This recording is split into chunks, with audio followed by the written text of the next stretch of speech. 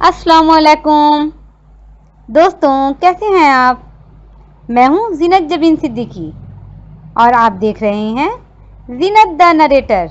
मेरे चैनल पर आप सबों का बहुत बहुत खैर मकदम है। लीजिए, मैं वापस से आप सबों की खिदमत में अपनी एक नई कहानी नदामत के बाद लेकर हाजिर हूँ।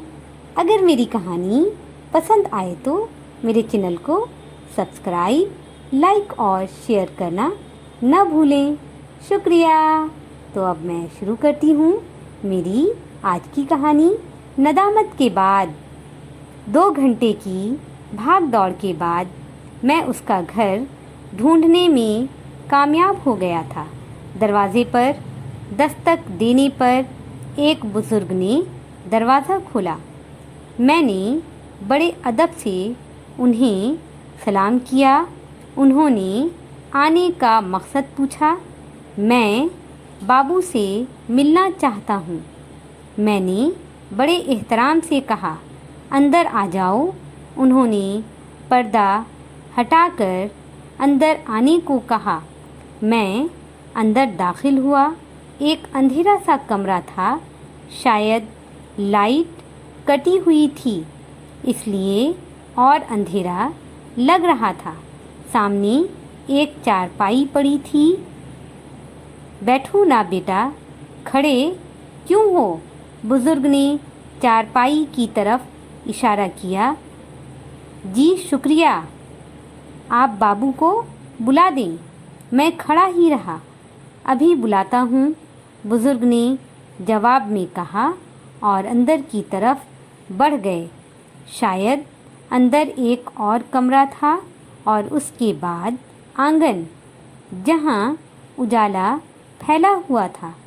गर्मी बहुत थी और इस कमरे में कोई पंखा भी नहीं था।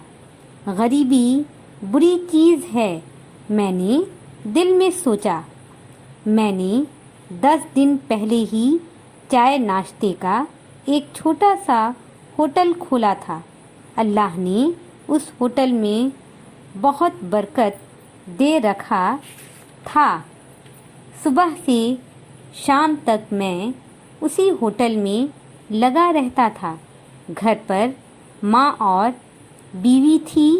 हम तीनों अपनी ज़िंदगी में काफ़ी खुश थे।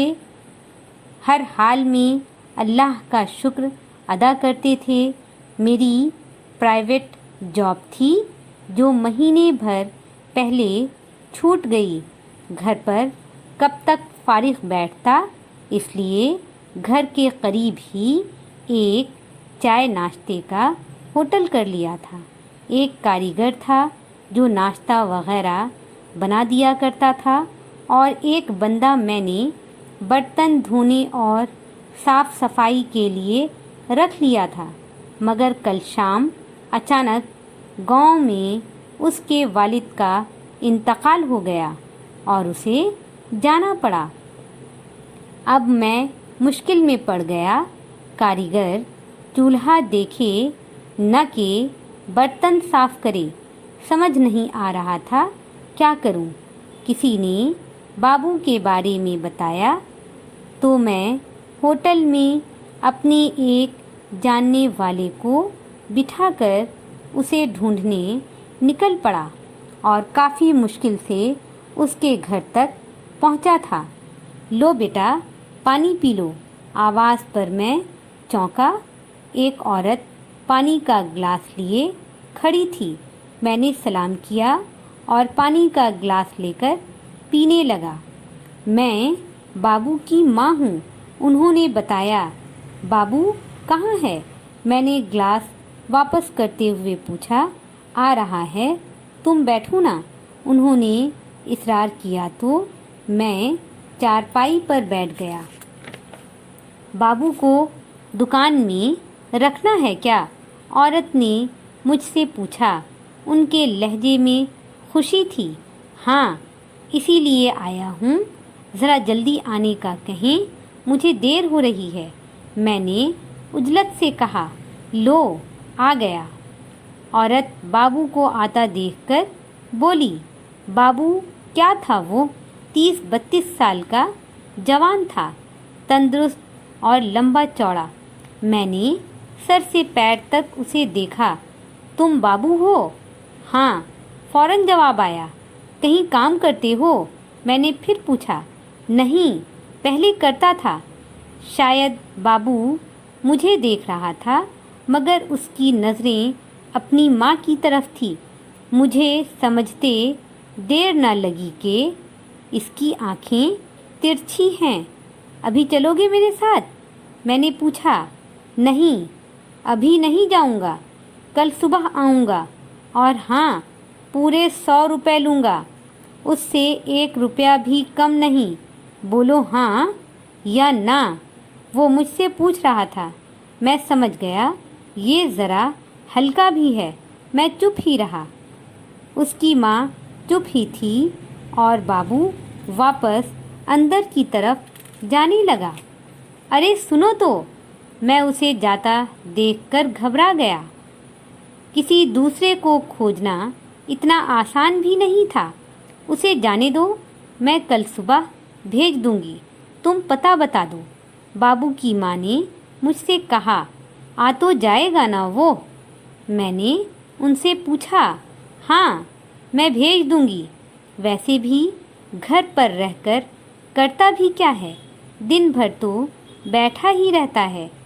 मगर बेटा, उसे खाना खिलाकर 100 रुपये देने होंगे। वो सब तो ठीक है, मगर ये काम तो सही से करेगा ना? मैंने फिक्रमंदी से उन्हें देखा। हाँ हाँ, क्यों नहीं, मगर दिमाग कुछ कम है मेरे बेटे का। तुम प्यार से पेश आना उसके साथ, मैं कल भेज दूंगी। जी ठीक है। मैंने अस्बात में सर हिलाया और अपना पता बताकर वहाँ से रवाना हो गया। सुबह वो वक्त पर आ गया। रात के बर्तन जो कल नहीं धुल पाए थे उसे साफ किया, फिर झाड़ू पकड़ लिया। वो काफ़ी तेज़ी से काम कर रहा था, साथ ही वो हंसी मजाक भी कर रहा था। पहले वो कहाँ काम करता था और फिर वहाँ क्यों छोड़ दिया, वो सारी बातें दुकान पर आने वाले लोगों को बता रहा था। उसके आने से जैसे होटल में बाहर आ गई थी।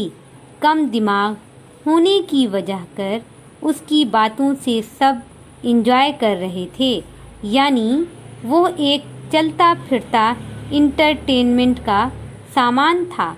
आज होटल में भी काफ़ी रौनक उतर आई थी। वो फुर्ती से काम कर रहा था। दोपहर मैं खाने के लिए घर आया तो अपनी वाइफ को उसके बारे में बताया। वो भी खुश हुई। मैं खाना खाने के बाद वापस अपने होटल में आ गया। देखा वो खाने में लगा था। खाने के बाद वो फिर से अपने कामों में लग गया। आने जाने वाले लोग मुझसे पूछ रहे थे कि इस बंदे को कहाँ से पकड़ लाए हो, और मैं अपने आप पर अल्लाह का करम समझ रहा था कि इस बंदे को मेरे पास भेज दिया।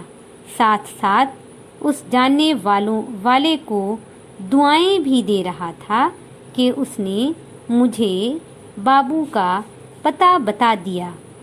तो आज की कहानी यहीं पर ख़त्म करती हूँ। आने वाले नए वीडियो में मैं अपनी नई कहानी लेकर आप सबों की खिदमत में हाजिर होती हूँ। तब तक के लिए मुझे इजाज़त दें और अपना ध्यान रखें, अपनों का ध्यान रखें। अल्लाह हाफिज़।